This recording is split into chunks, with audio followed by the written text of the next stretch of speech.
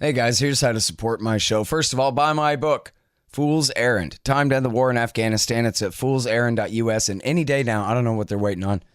Soon it'll be out in audiobook, foolserrand.us. Also, the YouTube project is done. All 4,600 and something interviews are all now at youtube.com/Scott Horton Show. So you can sign up there, as well as, the RSS feeds at scotthorton.org, iTunes, Stitcher, and all that stuff. And then check out scotthorton.org/donate. Anybody who donates $50 gets a signed copy of the book. $100 and you get a QR code commodity disc, a silver disc. You scan it with your phone and it tells you the instant spot price. And a $200 donation will get you a lifetime subscription to Listen and Think Libertarian audiobooks. They already have a bunch, and mine's coming out on there real soon too. And by the way, take all kinds of digital currencies as well. Bitcoin, Bitcoin Cash, and Zencoin, which I'll talk to you more about in a minute, and stuff like that. So check all that out at scotthorton.org/donate. And I would tell you to go to Patreon, but my campaign is frozen. I don't know. Maybe I'm a Russian bot. But yeah, check out all that stuff. And hey, man, leave me a good review on iTunes or Stitcher, wherever you download the show. Or if you read the book and you like it, how about check out the reviews there on Amazon.com. That stuff always helps. Oh, yeah, and I give speeches at reasonable prices. So email me, scott@scotthorton.org. Thanks. Sorry I'm late. I had to stop by the Wax Museum again and give the finger to FDR. We know Al-Qaeda, Zawahiri, is supporting the opposition in Syria. Are we supporting Al-Qaeda in Syria? Well, it's a proud day for America. And by God, we've kicked Vietnam syndrome once and for all. Thank you very, very much. I say it again, you've been had. You've been took. You've been hoodwinked. These witnesses are trying to simply deny things that just about everybody else accepts as fact. He came, he saw, he died. Well, we ain't killing their army, but we killing them. We be on CNN like, say our name, bitch, say it 3 times. The meeting of the largest armies in the history of the world. Then there's going to be an invasion. All right, y'all, welcome back to the show. Introducing our friend Ted Galen Carpenter from the Cato Institute, and he's got this great one in the American Conservative magazine. Will the U.S. go to war with China over Taiwan? Well, the answer better be no. Welcome back to the show, Ted. How are you? Thank you very much. I wish the answer were no, but I think even U.S. officials haven't thought through whether the U.S. would go to war to defend Taiwan. And that's more than a little bit worrisome. There are some implicit obligations under the Taiwan Relations Act, and we may be committed to fulfilling those commitments even as China's military power and determination to recover Taiwan continue to grow. Mm-hmm. Well, so maybe we should, because we got to keep Taiwan free. What about that? Well, I'm sympathetic to wanting a society that is now reasonably free to not be absorbed by a one-party dictatorship. However, the obligation of the U.S. government is, or at least should be, to the security and liberty of the American people. And putting those things at risk to defend any other entity, and we don't even recognize Taiwan as an official country, to put those essential values at risk to help another entity is irresponsible. That's a violation of the government's fiduciary responsibility to the American people. Yeah, but, H-bombs have never hurt anyone, Ted, so... Only You're saying US they could? A-bombs, twice in Japan. Yeah, no, those were A-bombs. Anyway, the H-bombs, they're harmless so far. No, listen, a lot of people got cancer because of the tests. Not harmless at all. So the bikini atoll doesn't exist at all anymore. So, no, sorry. In all seriousness, can you rewind a little bit here? We sort of started right in the middle, like Star Wars Episode 4, but The problem is that a lot of people don't even know what a Taiwan is, other than maybe a word on a toy. Even then, most of that says mainland China on it now. So can you rewind us a little bit to say, I don't know, the Chinese Civil War and the rise of the communists and the fleeing of the nationalists and then, of course, the Nixonian strategic ambiguity and all this kind of thing? Because it sounds like what you're saying is that ambiguity, that diplomatic ambiguity, has really translated into a strategic ambiguity too, where the people on our side, it's not just that their story is fuzzy, it's that their idea about what they really would do in a crisis they've been putting off working that out. Yeah, that's absolutely true. As far as the Chinese leaders are concerned, and apparently dominant sentiment on the mainland, Taiwan is simply leftover business from the Chinese Civil War in the late 1940s, where the communists finally win in 1949. They very likely would have tried to mount an invasion to take over Taiwan, the last remnant that Chiang Kai-shek's government held, had the U.S. not introduced the 7th Fleet into the Taiwan Strait, preventing any such action. But the Chinese leadership today still regards Taiwan as a part of China. They want reunification, and they're getting very, very impatient about Taiwan not responding to that desire and insisting on maintaining a de facto independence. So, in a rational world, this would be a quarrel between the leaders on the mainland and the people and leaders on Taiwan. But the United States, as usual, is on the front lines. It has placed itself on the front lines of a very dangerous situation. Yeah. Well, they took how many years to even recognize that Mao's government was the government of mainland China and switch their seats on the UN Security Council? You didn't get a breakthrough on the realities of the situation with regard to China until the trips by Henry Kissinger in 1971 and then Richard Nixon's famous trip in 1972. But even then, we didn't officially recognize the government of Beijing as the government of China until Jimmy Carter did that at the beginning of 1979.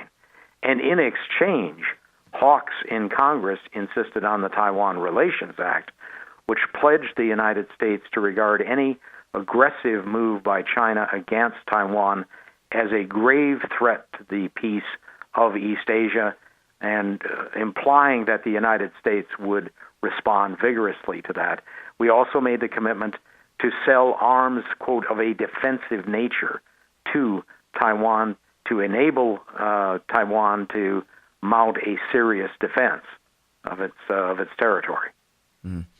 Well, now at this point, say Ron Paul was president and you were the Secretary of Defense and this wasn't our problem anymore, the Chinese would have a real problem taking Taiwan, wouldn't they? It would be difficult for them today, but the military balance between the mainland and Taiwan is shifting, I think, inexorably toward the mainland. Taiwan is simply a small entity.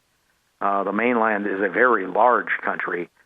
And as China's economy improves, it's devoting more and more resources to building up its military power. Over the long run, there's no way that Taiwan could defeat China if a war broke out. I think the best strategy for Taiwan would be, if it does not want to agree to reunification under any terms, to adopt a porcupine strategy. In other words, really raise the cost to China of an invasion and give the message to Beijing, yeah, we know you can conquer us if you're absolutely determined to do it. But the cost in blood and treasure is going to be very, very high. And all you then get is a new province inhabited by people who absolutely hate you and will cause you trouble at every turn.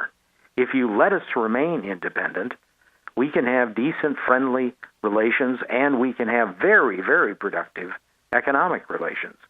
That would seem to be a win-win proposition if you can give up your insistence on Taiwan being politically a part of the People's Republic of China. Unfortunately, I don't think the Chinese leaders are terribly responsive even to that kind of deal. Well, so, I mean, this is kind of an aside, but how many F-16s do they have? I don't know what the exact quantity is. The Taiwanese are actually developing a fairly robust domestic arms production, defensive arms industry. Mm-hmm.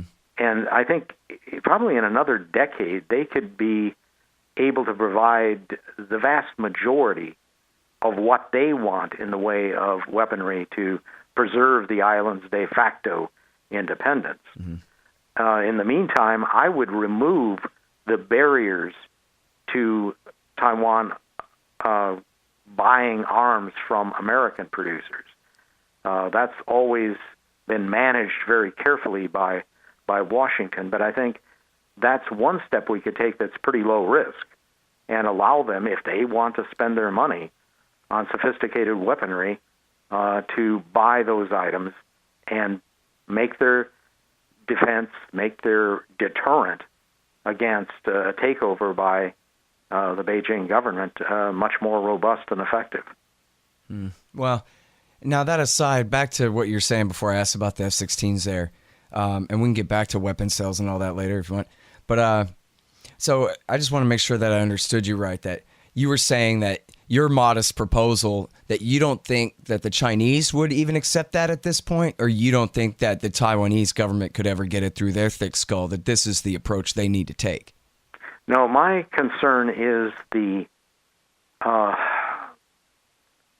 almost obsession on the part of Chinese leaders to recover Taiwan. It's a source of national pride, and one ought to be careful about minimizing the importance of that in calculations by other governments.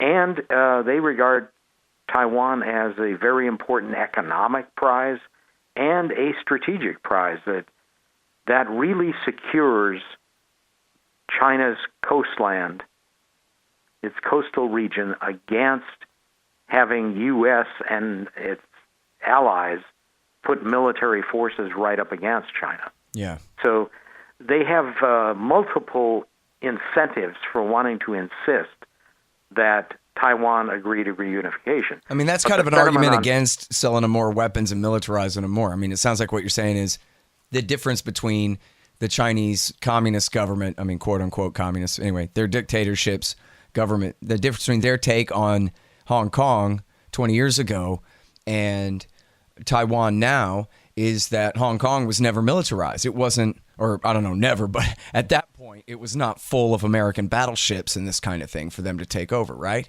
It was just a commercial center. They worry about the U.S. and Japan, by the way, setting up a military presence on Taiwan. Now, the Taiwanese are actually willing to give them all sorts of assurances that's not going to happen. And most Taiwanese don't want that to take place.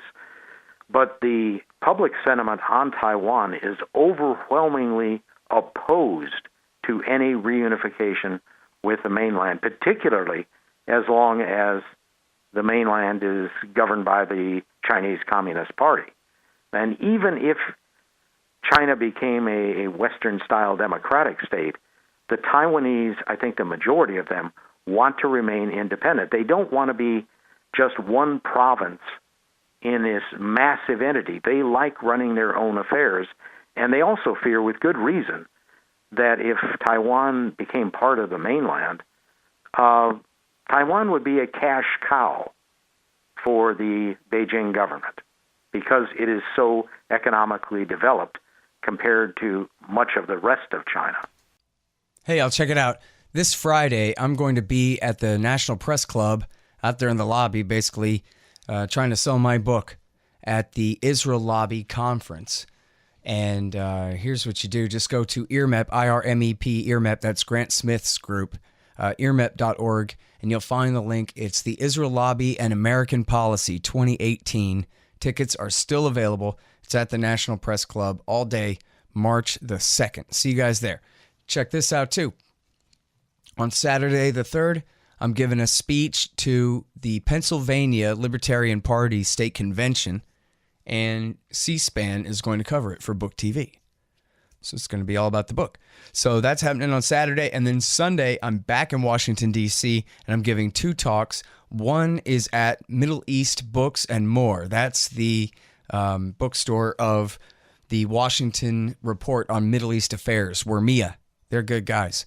And so that's going to be about some things. And then I'm going to give another talk at the Tenleytown Library. So let's see, that's 11 in the morning at Middle East Books and More. And then it's 3 in the afternoon Eastern time there at the Tenleytown Library. That's this coming Sunday, March the 4th. Okay, see you guys there. Thanks.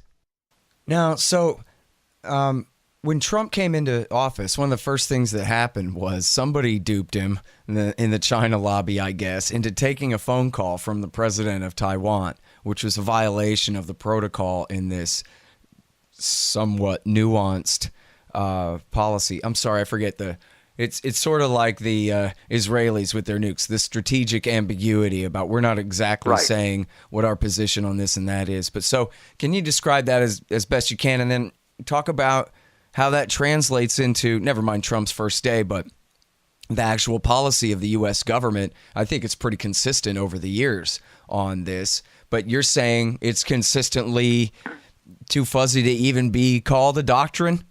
Or what? Yeah, I mean, the term that has been used frequently is strategic ambiguity.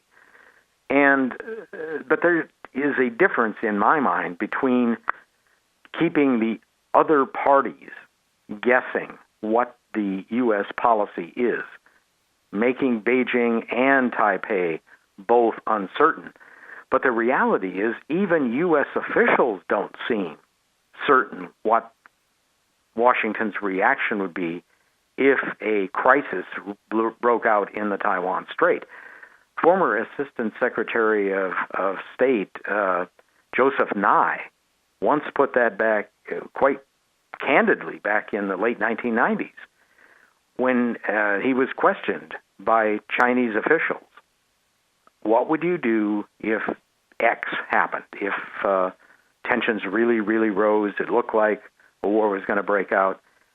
And his response was, you don't know what we would do, and frankly, we don't know for certain what we would do. Well, that's, to me, utterly irresponsible.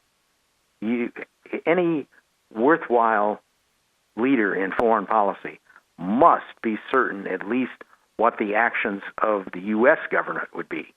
It's one thing to keep other parties guessing. Yeah. You don't want your own foreign policy, defense policy team guessing about what to do. Mm-hmm. Well, now, so this doesn't seem to be the case, at least currently, in Korea, but I wonder if you think in this case, American support for the Taiwanese makes them brave and makes them, take a more intransigent position than they otherwise would. I think there's some truth to that, but I think the more important factor is that they are very insistent on remaining independent, being able to run their own affairs, and I sympathize with that. However, the first duty of the U.S. government should be to protect American interests, and putting the safety of the American people and the American homeland on the line because of a crisis in the Taiwan Strait is, to me, utterly irresponsible. Yeah. I'm fond of the Taiwanese. I am not willing to risk having the United States become entangled in potentially a nuclear war with China to maintain Taiwan's de facto independence. That is far too much to ask of the American people, and to me that's not something the U.S. government should ever take as a level of risk with regard to Taiwan or any other country. Yeah. I don't know. I mean, I sure don't want to be nuked, and I think probably even the worst politicians don't want to be nuked, don't want to see LA and Denver and Dallas nuked. And yet, at the same time, I got to say, if it came down really to a war and mainland China was invading and conquering Taiwan and slaughtering all resistance, that Washington, D.C. would get us all killed before they sat there on their hands and did nothing? I think they're likely to stumble in to that kind of situation, certainly not intending to trigger a major war. But the U.S. assumption on protecting small allies like Taiwan, like the NATO countries, especially the easternmost members, countries like the 3 Baltic republics, is that if we stand firm, really declare our intent to protect these allies, any potential aggressor will back off. And that, to me, is a tremendous gamble. What happens if you find a leader in Russia or in China or perhaps some other country who decides to test that U.S. commitment? Would the United States really sacrifice at least a large number of its cities to the danger of nuclear war, perhaps the entire country, to protect a small ally? And, you know, no matter which way we answer that question, it's a pretty bad result. Either the U.S. then backs down and admits, yeah, it's all a big bluff, which makes the United States look stupid and feckless, or it actually tries to keep the commitment, which courts potentially catastrophic results. So it's an unwise policy. It's an unwise policy with respect to NATO. It's an unwise policy with respect to Taiwan, to South Korea, and so on. Yeah, boy. I don't know. I can hear him in the National Security Council, and just credibility. That's all they would say. As you're saying, this option that they have to admit that it's all a big bluff in their mind, you know, because it's all just self-justification, isn't it? That if they weren't the ones holding global society together, it would tear itself apart. If they wouldn't guarantee the security of Taiwan, then China next will definitely invade Japan, or, you know, absorb all of Korea, or whatever. You know, they'll just start spinning hypotheticals. You know, the Russians will march all the way to Spain, or God knows what they'll claim if only, you know, they don't stand up here, all the dominoes that'll fall. And that's how they all think, right? Like, you couldn't find a think tank in D.C. other than maybe Cato, where they don't think that, where that wouldn't be their immediate reaction, their unanimous take around the table, right? Well, I think the number of organizations, think tanks, and so on, who take a different view, a much more realistic view, that number is growing, fortunately. Cato is no longer just the only game in town for that view. You're absolutely right, though. The leadership elite in this country very much tends to think that way, and too many people in the public sector think that way. The reaction to my piece in the American Conservative, I don't know how many respondents accused me of being Neville Chamberlain, and B, asserted that if we allowed China to take Taiwan, you're exactly right, they would proceed, they would intimidate and dominate Japan, they'd take over Guam. There was one even who said that China would be pressing for Hawaii's independence. I mean, this is utter nonsense, but that is the way too many people think. You get the same thing with if the U.S. backed away from its NATO commitments. You would swear that Vladimir Putin would send tank columns to the Atlantic within 48 hours if we did that. And again, I think that's utter nonsense. There are conditions in place for regional balances of power. The world is not going to collapse if the United States becomes more selective, far more selective, about when it might go to war. You know, that's a very serious proposition. And unfortunately, U.S. officials, you know, acquire allies and commitments the way some people collect Facebook friends, with about as much thought. And the consequences, unfortunately, are a lot more serious than acquiring Facebook friends. All right, y'all, we got to talk a little bit of business here. First of all, check out my new sponsor, Zencash. That's zensystem.io. Learn all about it. It's a brand new kind of digital currency, but it's also an encrypted messaging and document application and all kinds of things. Check it out, zensystem.io. And also, check out this great book, The War State. Everybody tells me, man, thanks for recommending that book, The War State. It's so good. It's the great Mike Swanson, and it's about the first three presidencies, Truman, Eisenhower, and Kennedy, and the rise of the military-industrial complex after World War II. And you'll really want to check that out. It's great. And check out all his great investment advice and sign up for all his newsletters and things at wallstreetwindow.com. The great Mike Swanson there. And then listen, when you do take his advice and you buy gold, silver, platinum, palladium, you want to go to Roberts & Roberts Brokerage, Inc.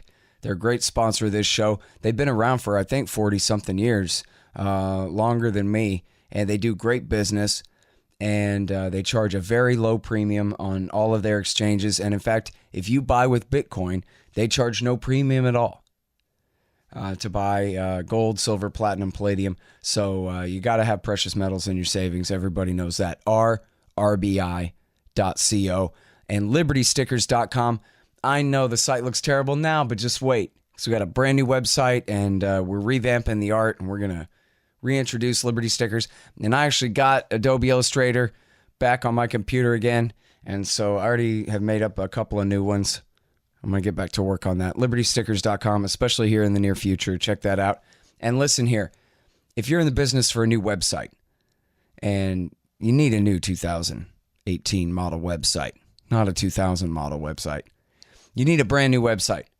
And so what you do, you go to expanddesigns.com, expanddesigns.com/Scott, and you'll save $500. Well,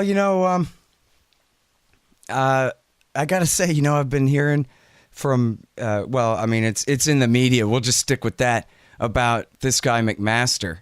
And it seems like, on every issue, I guess other than the Iranian nuclear deal, this guy is such a hawk. He's the guy where they asked him, are you determined to have a peaceful resolution of the crisis on the Korean Peninsula? And he says, no, I'm determined to have a resolution.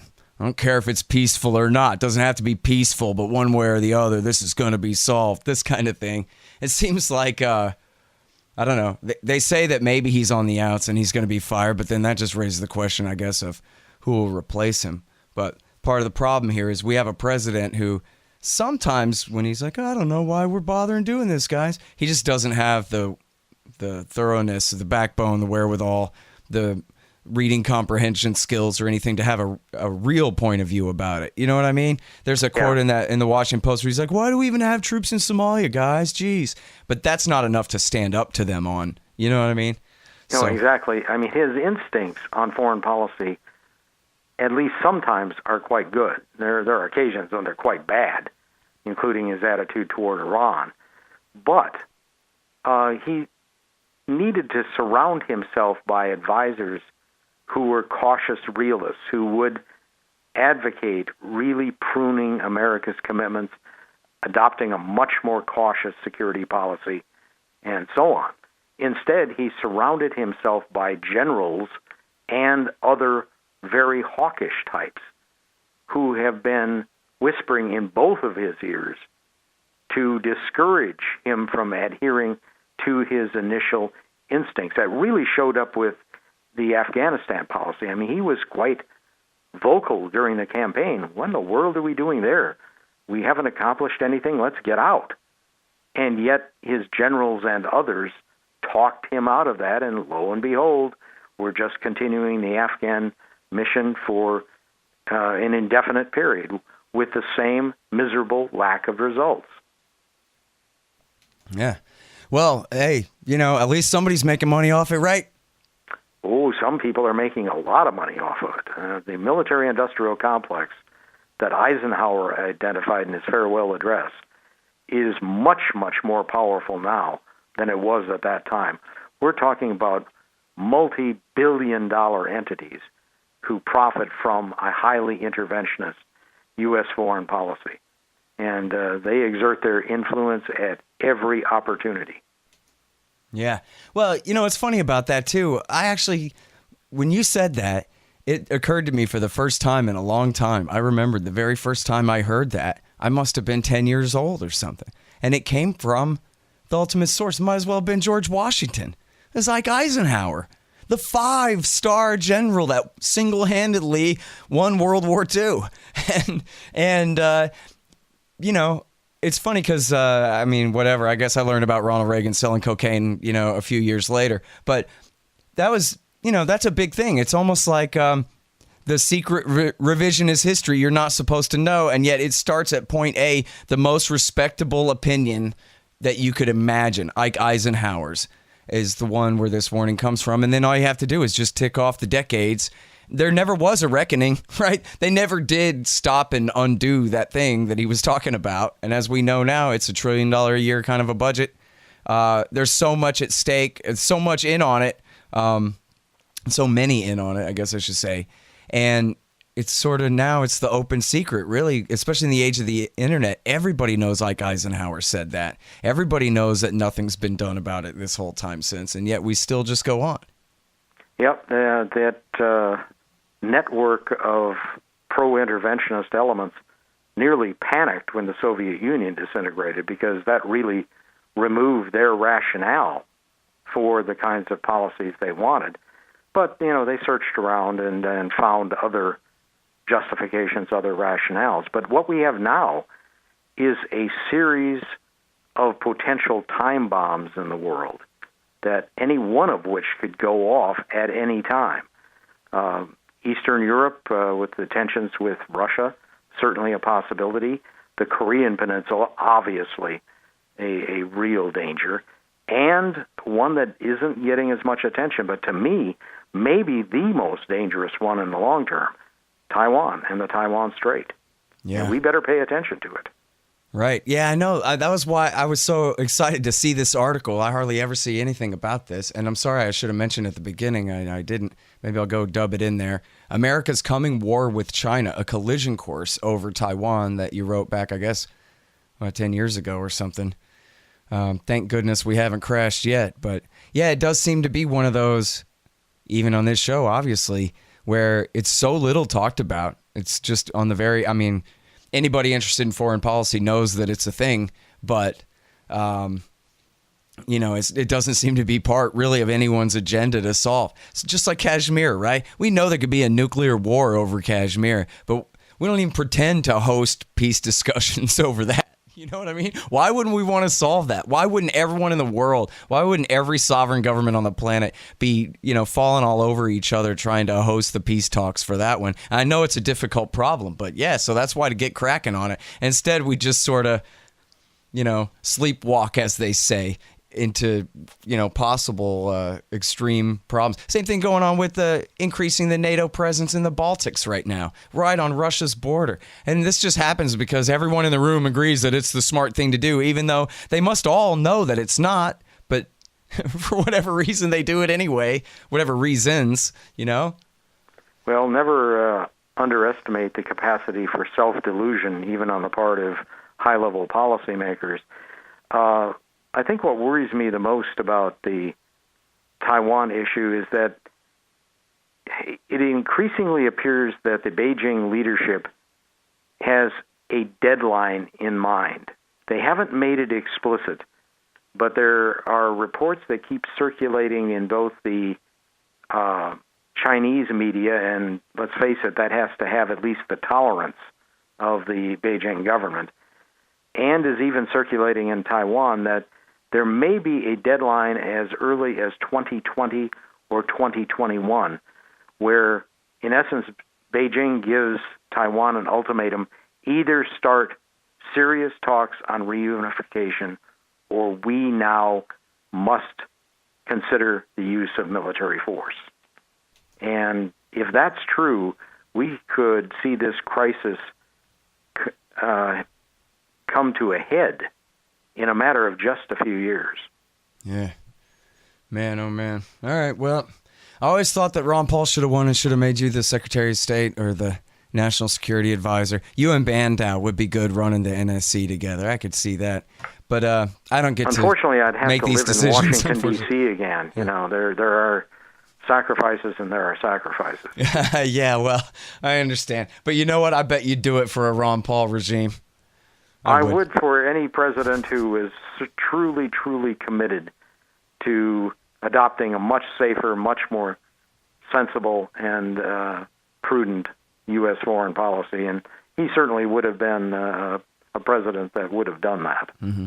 And, you know, if Donald Trump meant what he said when he said any of the good-sounding stuff that he said about foreign policy, there really was at least one good cabinet full of people who are acceptably, quote-unquote, to the right, broadly speaking, who are not liberal Democrats, I guess, who are, as the National Interest blog says, skeptics when it comes to American benevolent global hegemony here. And he could have, there's just enough of you guys to staff the NSC to have, you know, Basevich as national security advisor or defense secretary and the rest of you guys on the National Security Council and all that. And to implement this stuff, you know, in a serious way to roll the empire back. And so he could have done it. That's the whole thing. You know, Ron Paul could have never really been the president. We all know that. But Donald Trump was the president, and he had the opportunity. And it's really Bannon's fault, right? Because Bannon was rogue enough to be a little bit good on some of this stuff, like Afghanistan and a couple other things. He's horrible on Iran, though. And he never prioritized opposition to American intervention as the real thing that needs doing. Just like Pat Buchanan in 92. If he had run against George Bush's foreign policy and made that the issue and said, this is what we have in common with good liberals, instead of declaring culture war, he might have won that election. We might have never had the, quote, New World Order of the 1990s at all, you know? Well, there's no way of rerunning history to find out. I think it was extremely sad that when Trump made his foreign and defense policy appointees, there wasn't a cautious realist in sight. All of them were either just establishment types or very hawkish individuals, or both. Yeah. Really too bad. Although there's such a turnover rate that, hey, you know, I guess we'll see what happens up there. They might have nobody left but you and Doug by the end of this thing. By the end of his 8 years in power after the Democrats lose again. Kind of a bureaucratic war of attrition, I guess. Yeah, exactly. All right. Well, listen, I'm glad you're here in Austin with me, man. Great to talk to you, Ted.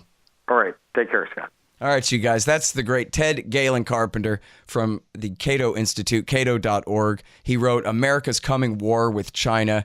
And also check out this great article at the American Conservative. Will the U.S. go to war with China over Taiwan? And you know what? He also wrote The Korean Conundrum, The Fire Next Door, about the drug war down in Mexico.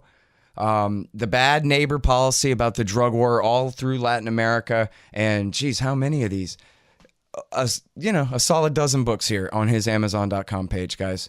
Delusions of Grandeur about the UN. Nice. All right. And you know me, antiwar.com, libertarianinstitute.org, scotthorton.org, youtube.com/Scott Horton Show, foolserrand.us for my book, Fool's Errand, Time to End the War in Afghanistan. And follow me on Twitter at Scott Horton Show. Thanks, guys.